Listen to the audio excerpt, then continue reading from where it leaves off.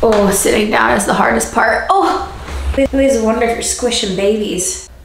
Hi everybody, welcome to my channel. This is gonna be my first YouTube video, so bear with me, but today I'm gonna be talking about how I knew I was pregnant with twins, not once, but twice. Yeah, the first time was with mono-di twins, and the second time is with di-di twins. They're both identical, but so very different as far as the pregnancies go. So let's just jump right into it. So for our first pregnancy, we had done a single embryo, single, emphasis on that, single embryo fresh transfer. And I felt like I knew right away that I was pregnant with twins, or that I was gonna possibly be pregnant with twins, because fortunately I have been pregnant before that, and those all resulted in miscarriages or losses. And but during all of the times that I was in my early pregnancies, I could tell that I had thought at the time, this must be what implantation feels like, because I always had a very distinct, I call it a pinchy crab feeling when implantation would have been expected. So when we did the embryo transfer, the first one, the fresh single embryo transfer, I was kind of waiting for that pinchy crab feeling, and I felt it, which I think is implantation for me. And I felt it the next day. So on 1 day past transfer, I felt that pinchy crab, and then I felt it again on 2 days past transfer. And I got really nervous at that point. I was like, oh no, 2 pinchy crabs. And then I kind of got over it really quickly, and I was like, maybe it's just really, digging in. And no, they were both digging in. They had split. So the days go on, and I had no nausea, like zero. Eventually I got, like mild transient nausea, but nothing. My breasts though were killing me. They were on fire. And the best way to describe the pain is it felt like somebody had a lighter like right there. You know what I'm saying? Really painful, screaming pain. Like it hurts really bad.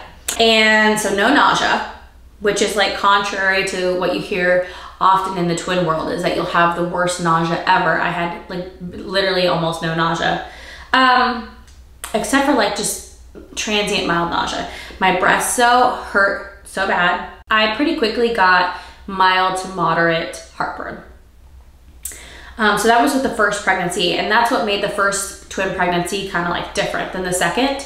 And then I'll talk about what was different with the second one, and then what was the similarities for both of them. So for the second pregnancy, which we had done a single, emphasis on the single embryo transfer. This one was a frozen transfer. So the first one was a single embryo transfer fresh, and then the second one was a single embryo transfer frozen.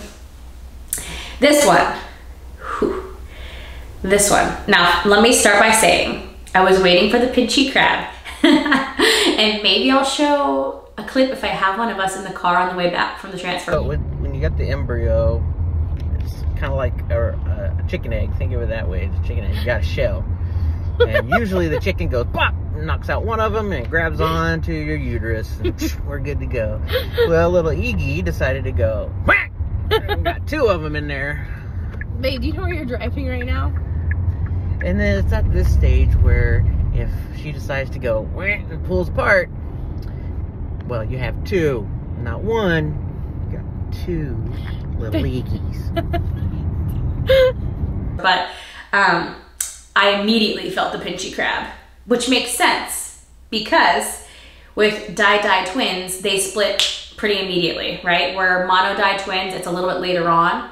And then you have momo twins where it split even later on than that. So the fact that I felt the pinchy crab immediately makes sense. We were in the car, and I remember looking over at my husband, and I'm like, oh my God, I feel a pinchy crab. And it was kind of like not painful, but it was like an intense pinchy crab.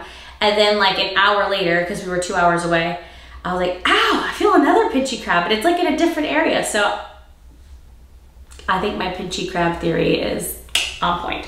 So I felt that immediately. And then I had severe nausea, like starting maybe 8 days post transfer. I had severe nausea, and I'm talking severe. No cracker, no ginger ale would help. I immediately started on a medication called Zofran, and it's just sustained severe nausea every day, vomiting every day. Like I said, last twin pregnancy, I think I threw up 3 times total. This one was every day, sometimes multiple times a day. Had to take Zofran to get out of bed, or have to, I still have to take Zofran to get out of bed. And then eventually I got diagnosed with hyperemesis gravidarum. I don't know if I said that right, but it's called HG. It means you have severe morning sickness, nausea. It lasted all the first trimester. I'm almost done with my second trimester. I'm 25 weeks. I still have it. And actually I go in twice a week to get IVs in my arms for hydration. Because when you have HG, it's really hard to stay hydrated sometimes. But I get hydration through the IV, and I get Zofran. And I also get, so Zofran's for nausea. I also get famotidine or Pepcid for heartburn. Because with this pregnancy also, I have severe heartburn. Oh my gosh, I can't function, like it hurts. And for a while I was like, I'm literally dying, I'm having a heart attack. But I'm not dying, I'm not having a heart attack. It's just severe, like painful. So those are the differences. Now the similarities for both twin pregnancies, and this is probably what you're wanting to hear the most of besides nausea. I had a very clear, and this is gonna get confusing, but I had a very clear dark line on my pregnancy test, or as they call it, a diastealer, 3 days after transfer. And I think that translates for women who are getting pregnant without IVF. I think that translates to like 5 days past ovulation. It's really early on. So in the IVF world, you know, you're not supposed to test for 2 weeks, just like with, you know, regular trying. You kind of have that 2 week wait. With IVF, you do the same thing. And then you go in at like 9 days past transfer and get a blood test, or 9 to 14 days past transfer and get a blood test. But I can't wait. And I know I ain't the only one, so I don't feel too bad about it. But nobody gets diastealers at 3 days past transfer, or like 5 days past ovulation. You just don't, unless you're having twins. I mean, maybe some people do, but that's what happened to me twice. Diastealer at 3 days. Now, the crazy thing is that you hear that that's correlated with the amount of HCG in your body, but with both of the twin pregnancies, I had such a low level of HCG on all my blood tests that you would think maybe the one embryo will make it. So like, it was low enough that you're like, come on baby, stick around, you can make it. Like, it was kind of nerve-wracking how low my HCG was. Rose slow too. So you were definitely thinking there was one for sure, and you're hoping that it'll make it and keep growing and keep developing. So I don't know how I had diastealers with the urine test, and then my blood tests were extremely low, slow increasing HCGs. And that was the same for both. Like I said before, I felt the pinchy crap 4 times total. Both times, very quickly, I got severe constipation. So that's it. So basically, to recap, the similarities were diastealers on the urine test at 3 days past transfer, or 5 days past ovulation roughly. I felt the implantation 4 times total. Fatigue, severe, mild to severe, you know, nausea, but mainly the severe nausea for the second one, and just the mild for the first one. Really low HCGs both times. And I think that's pretty much it. So that was my symptoms. And then like when you Google symptoms for twins, a lot of times you'll see on there that it'll say, I have hair in my eye. I don't know where it's at. Oh, it's still there. Okay.